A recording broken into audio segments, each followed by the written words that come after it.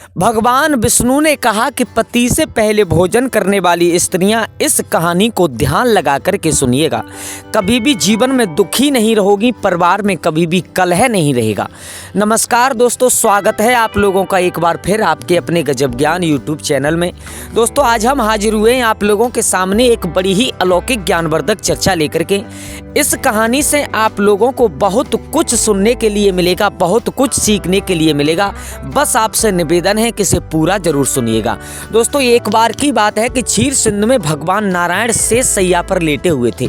माँ लक्ष्मी उनके पैर दबा रही थी। तो पैर दबाते दबाते माँ लक्ष्मी ने एक बात कही, प्रभु मेरे दिमाग में एक शंका काफी दिनों से चल रही है, क्या आप उस शंका का समाधान कर सकते हैं? नारायण भगवान कहते हैं, लक्ष्मी तुम्हारे दिमाग में कौन सी शंका चल रही है? आप निसंकोच होकर के पूछिएगा, ये मेरा धर्म है कि तुम्हारी शंका का समाधान मैं जरूर करूं। तो दोनों हाथ जोड़ करके मैया लक्ष्मी कहती हैं, प्रभु मेरे दिमाग में केवल एक शंका चल रही है। मेरा एक छोटा सा प्रश्न है कि क्या पत्नी पति से पहले भोजन कर लेती है तो ये कितना गलत है, कितना सही है? और अगर पत्नी पति से पहले भोजन कर ले तो ये अगर गलत है तो ये कितना गलत है? और पत्नी को कौन सी सजा मिलती है? और अगर सही है तो ये कितना सही है? और हमारे शास्त्र इस बात का क्या प्रमाण देते हैं? शास्त्रों का इशारा क्या है इस बात की तरफ?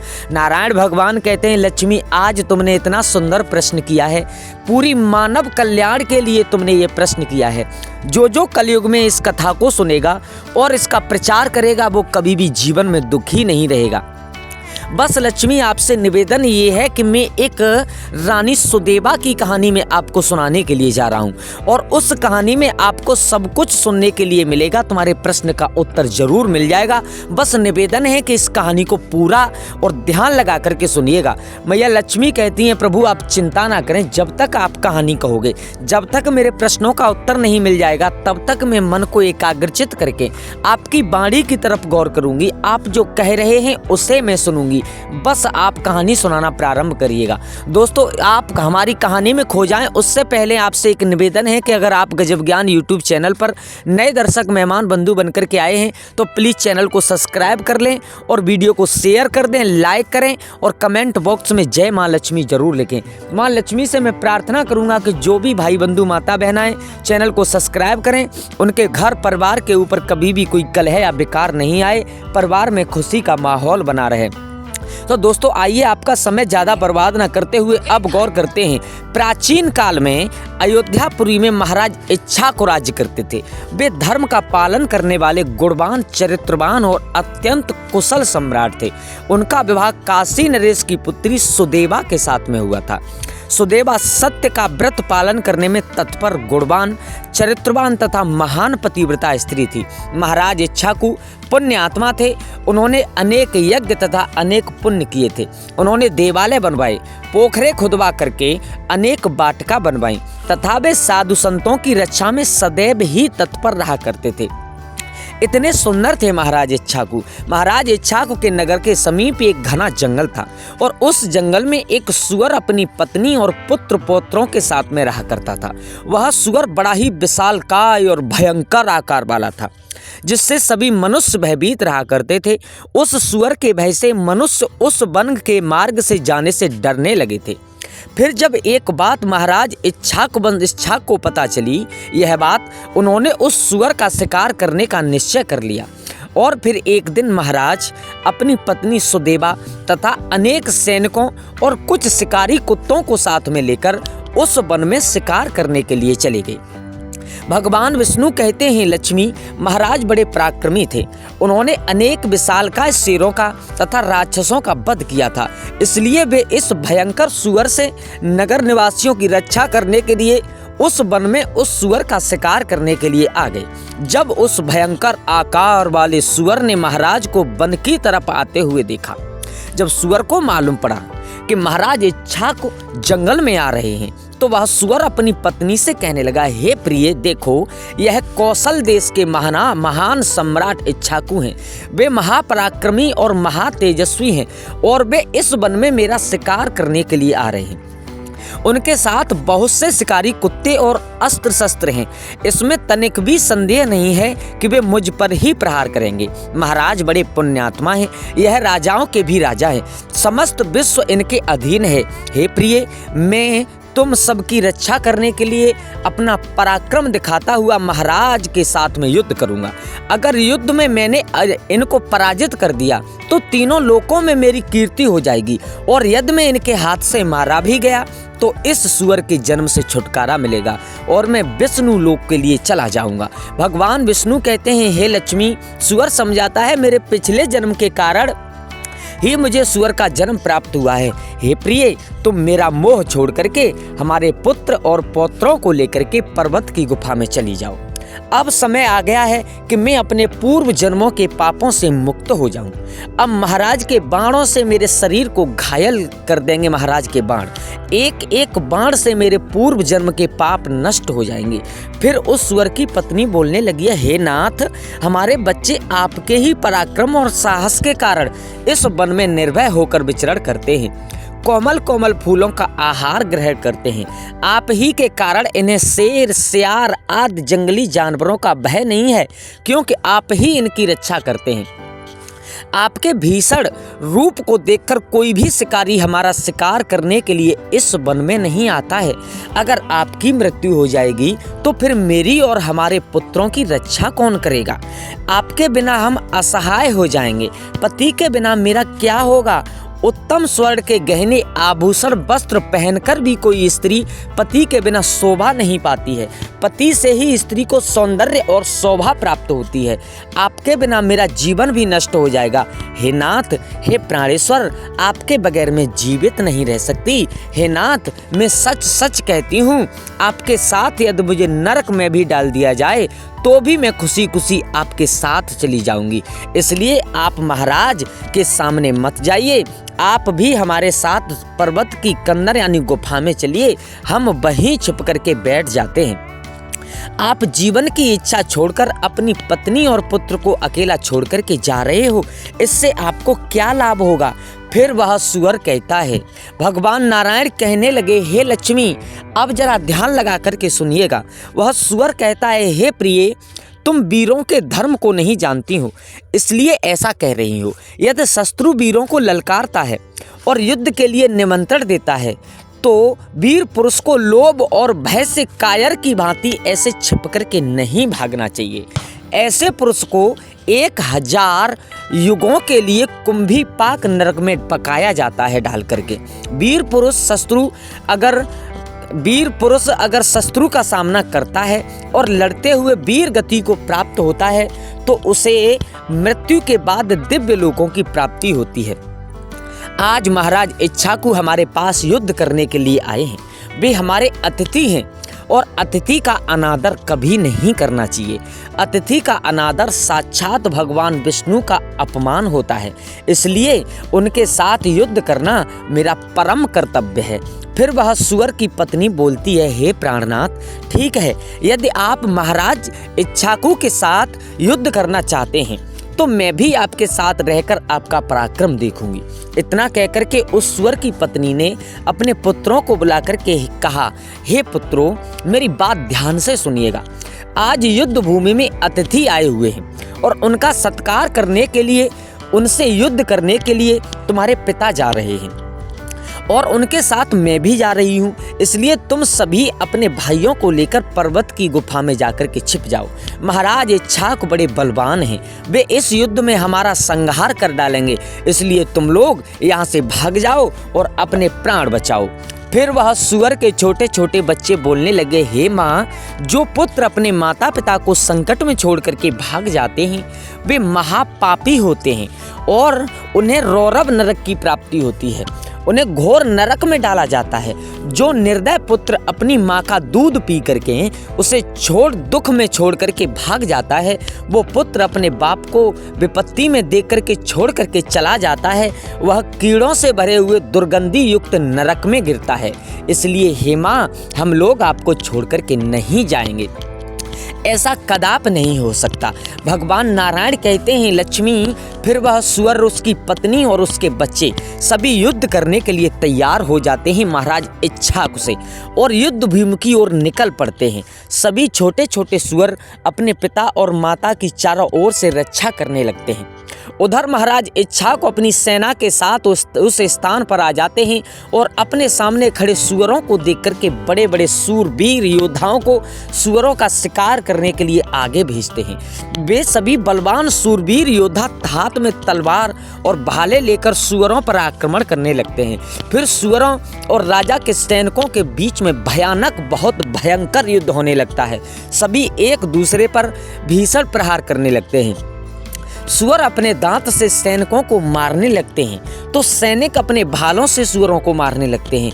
इस युद्ध में अनेक सुअर मर गए, कितने ही घायल हुए और कितने ही वहां से भाग गए और महाराज के अनेक सिपाही भी मारे गए और महाराज के अनेक सिपाही भी घायल हो गए। अब महाराज ने जब सूकर को देखा कि वो सूकर हमारे सैनिकों को मार रहा है तो महाराज को क्रोध आ जाता है। हाथ में धनुष उठाया और धनुष उठा करके तीर खींच करके उस सूकर की तरफ छोड़ा है। उस सूकर ने ऐसी छलांग लगाई कि महाराज के और महाराज के घोड़े के ऊपर से कूदता हुआ पीछे की तरफ जा करके गिरा है। अब केवल वह सुअर और उसकी पत्नी और कुछ 5-7 पुत्र ही बचे थे। अपने सभी पुत्रों को मरा हुआ देख करके सुअर की पत्नी भयभीत हो गई और अपने पति से कहने लगी, हे नाथ, मुझे और इन बालकों को यहाँ से लेकर के चलो, नहीं तो हमारा वंश नष्ट हो जाएगा। कृपया हम सभी अपने प्राण बचा करके भाग चलते हैं, नहीं तो महाराज हम सभी को मार डालेंगे। फिर सुअर कहने लगता है, हे प्रिय, 2 शेरों के बीच में एक सुअर पानी पी सकता है, लेकिन 2 सुअरों के बीच में एक शेर कभी पानी नहीं पी सकता। सुअर जाति में ऐसा बल देखा जाता है, इसी कारण से सुअर से सभी भयभीत हो जाते हैं। अगर इस समय पर मैं मृत्यु के भय से भाग जाऊं तो मेरे सुअर जाति की प्रसिद्धि नष्ट हो जाएगी। इसलिए हे प्रिय, तुम हमारे बच्चों को लेकर के यहाँ से चली जाओ और सुखपूर्वक जीवन व्यतीत करो। इतना सुनकर सुअर की पत्नी बोली, हे नाथ, मैं आपसे बहुत प्रेम करती हूँ और आपने मेरा आदर सम्मान करके रति क्रिया करके और मेरी रक्षा करके मेरे मन को जीत लिया है। आपसे मेरा मोह कभी नहीं छूटेगा, इसलिए मैं अपने पुत्रों के साथ आपके सामने ही प्राण त्याग दूंगी, किंतु आपको अकेला छोड़ करके नहीं जाऊंगी। नारायण भगवान कहते हैं, हे लक्ष्मी। फिर वह सुअर और उसकी पत्नी दोनों ही महाराज से युद्ध करने के लिए आगे आते हैं। वह सुअर भयंकर गर्जना करता हुआ महाराज को युद्ध के लिए ललकारता है। वह सुअर उसके सामने आए बड़े बड़े वीरों योद्धाओं को अपने दांतों से तिनके की भांति उठा करके फेंकने लगता है। अपने सैनिकों को मरता हुआ देख करके महाराज को क्रोध आ जाता है और वे अपना धनुष निकाल करके उस सूकर पर बड़े वेग से आक्रमण करते हैं। महाराज का एक बाण तीव्र गति से जाकर के उस सूकर के शरीर में घुस जाता है और वह सूकर जमीन पर गिर जाता है। दोस्तों, फिर महाराज उस पर प्रहार करते हैं और सुअर को मार डालते हैं। सुअर को मरते ही उसके प्राण निकल जाते हैं जमीन पर गिरते ही और विष्णु लोक के लिए चले जाते हैं। फिर महाराज के सैनिक अपने हाथ में भाले लेकर के उस सूकर की पत्नी को मारने के लिए उसकी ओर जाने लगते हैं। सूकर की पत्नी अपने बच्चों के सामने खड़ी हो जाती है और चिल्ला करके एकदम कहने लगती है, बच्चों, मैं जब तक यहाँ पर खड़ी हूँ तुम यहाँ से भाग जाओ। सूकर का बड़ा बेटा बोलता है, हे माता, अपने प्राणों के भय से मैं आपको मरने के लिए छोड़ करके कैसे भाग जाऊं? अगर मैं ऐसा करूंगा तो मुझ पर धिक्कार है। मैं युद्ध में शत्रु को परास्त करूंगा। तुम अपने पुत्रों को लेकर के यहाँ से चली जाओ। फिर वह सूकर का जो बड़ा पुत्र था, वह सूकर वो कहता है, हे माँ, मैं आपकी रक्षा करूंगा। फिर वह सूकर की पत्नी बोली, हे पुत्र, मैं महापापनी तुझे अकेला छोड़ करके कैसे चली जाऊं? इतने में ही राजा के सैनिक उस सुअरों के पास आते हैं और उन पर प्रहार करने लगते हैं। सुअर का बड़ा बेटा भयंकर युद्ध करता है और अनेक सैनिकों को मार गिराता है। तब महाराज आगे आकर उस सूकर के बड़े बेटों को भी मार डालते हैं। अपने पुत्र को मरा हुआ देख करके सुअर की पत्नी बहुत क्रोधित हो जाती है और भीषण प्रहार करने लगती है। उसने भी अनेक सैनिकों को मार डाला। इस घटना को महारानी सुदेवा बैठी हुई रथ में देख रही थी। तब वह महाराज से कहती है, हे महाराज, उस सूकर की पत्नी आपके सैनिकों को मार रही है, आप आगे चलकर उसका वध क्यों नहीं कर देते, उसे मार क्यों नहीं देते।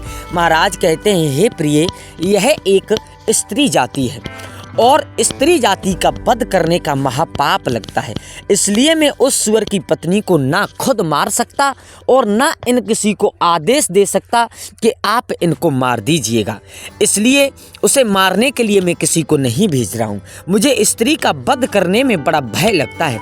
इतना कहकर के महाराज चुप हो जाते हैं। भगवान विष्णु कहते हैं, हे लक्ष्मी, फिर महाराज इच्छा की सेना में भार्गव नाम का एक बलवान सिपाही था। उसने उस सुअर की पत्नी पर प्रहार किया और उसे जमीन पर गिरा दिया। सुअर की पत्नी मूर्छित होकर के जमीन पर गिर पड़ी और लंबी लंबी सांसें लेने लगी। जब रानी सुदेवा ने उस सुअर की पत्नी को धरती पर बेहोश अवस्था में देखा तो उन्हें उस पर बड़ी दया आई। उन्होंने ठंडा जल उस सुअर की पत्नी के मुख में डाला और फिर उसके सारे शरीर पर डाल दिया, जिससे उस सुअर की पत्नी को होश आया, यानी उस सुअरी को होश आया है।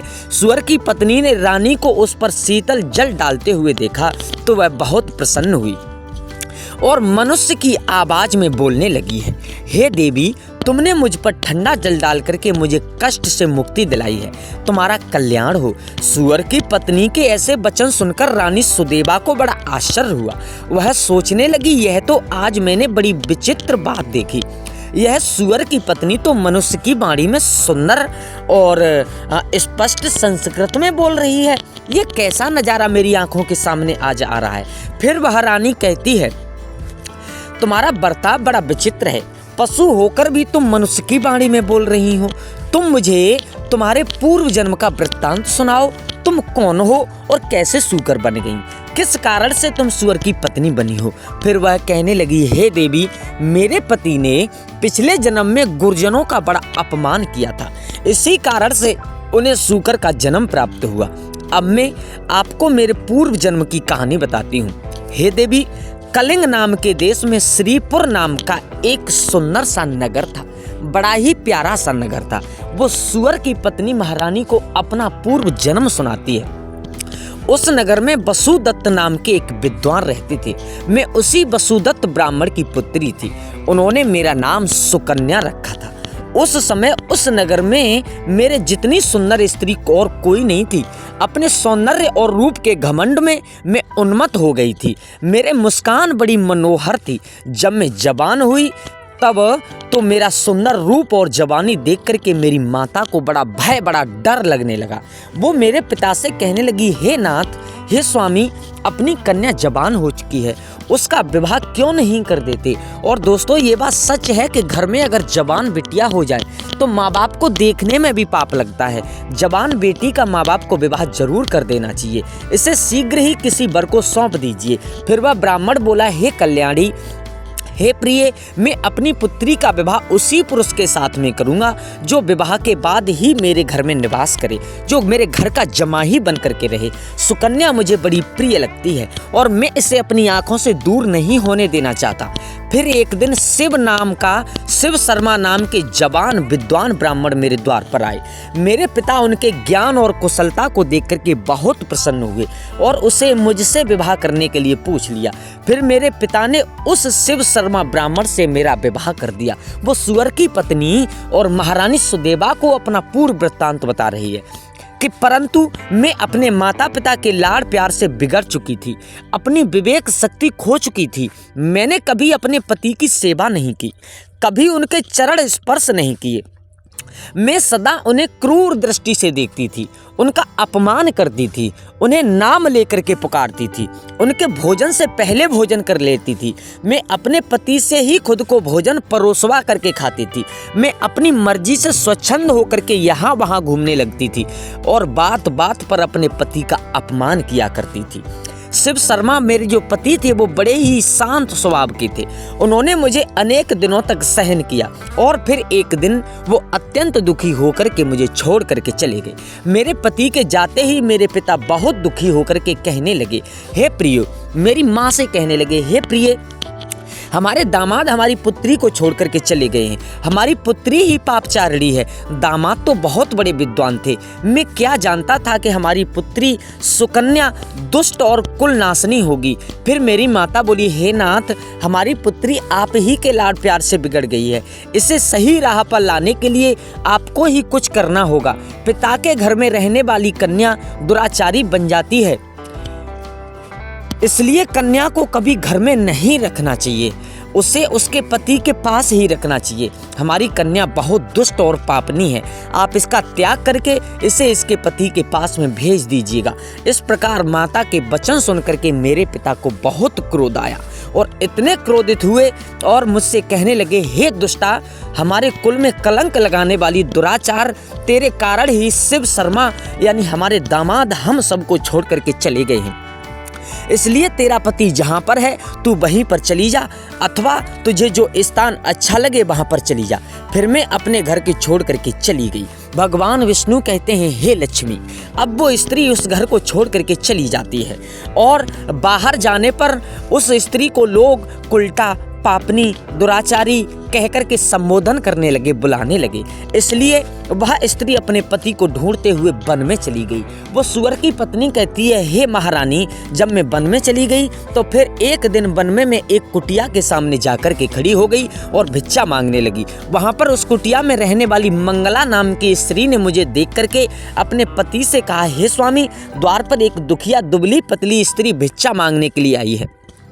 मंगला का पति कोई और नहीं बल्कि शिव शर्मा ही था, जिन्होंने मेरा त्याग किया था। मुझे देख करके उन्होंने मुझे पहचान लिया और अपनी पत्नी से कहने लगी, प्रिय, यह मेरी पहली पत्नी सुकन्या है, जो मुझे बहुत प्रिय थी, इसलिए तुम इसका आदर सत्कार करो और इसे अपने घर में स्थान दो। फिर मंगला ने अपने पति की आज्ञा पालन करते हुए मुझे घर में अंदर बुला लिया और मुझे पहनने के लिए वस्त्र दिए। फिर एक दिन में बैठ कर के मंगला के अच्छे स्वभाव का और मेरे दुष्ट स्वभाव का विचार करने लगी और मुझे बड़ा दुख होने लगा। अधिक चिंता करने के कारण मेरा हृदय फट गया और उसी क्षण मेरी मृत्यु हो गई। फिर यम के 2 दूत उस स्थान पर आए और मुझे उठा करके यमलोक ले गए।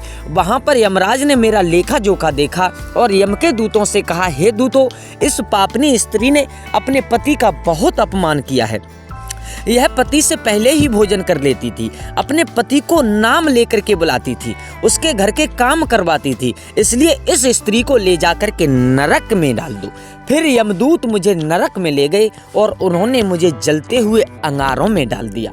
वहाँ नरक में मुझे अनेकों वर्षों तक कष्ट भोगने पड़े।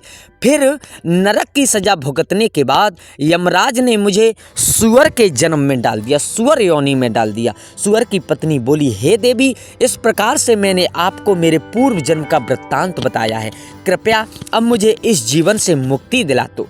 क्या बोले? अब इस जीवन से मुझे मुक्ति दिला दो। आपने अपने पति की बहुत सेवा की है, बहुत उनका सम्मान सत्कार किया है, इसलिए मुझे आपका थोड़ा सा पुण्य प्रदान करो, अपना थोड़ा सा पुण्य मुझे प्रदान कर दो। रानी सुदेवा महाराज से कहती है, हे स्वामी, अब मैं क्या करूं? आप जो आज्ञा देंगे मैं वही कहूंगी।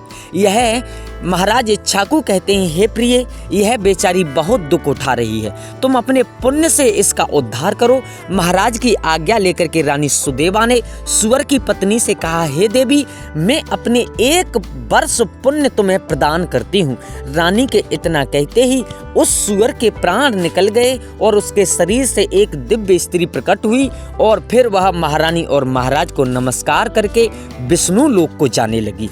भगवान विष्णु कहते हैं, हे लक्ष्मी, इस प्रकार से उस सुअर की पत्नी का उद्धार हुआ और उस सुअर की योनि को प्राप्त करने के बाद में वो स्त्री इस धाम में आ गई। तो आशा करता हूँ लक्ष्मी, तुम्हारे प्रश्नों के उत्तर मिल गए होंगे कि पत्नी अगर पति से पहले भोजन कर लेती है तो उसे कौन सी सजा मिलती है और ये कितना गलत होता है। दोस्तों, अगर आपको कहानी अच्छी लगी हो तो प्लीज़ चैनल को सब्सक्राइब करें और हो सके तो अपने परिवार और दोस्तों के साथ में शेयर जरूर कर दें। आज के लिए बस इतना ही। कल फिर मिलते हैं किसी एक नई कहानी, एक नई चर्चा के साथ। तब तक के लिए सभी लोग आनंदित रहें, खुश रहें। जय श्री राधे, जय श्री राम।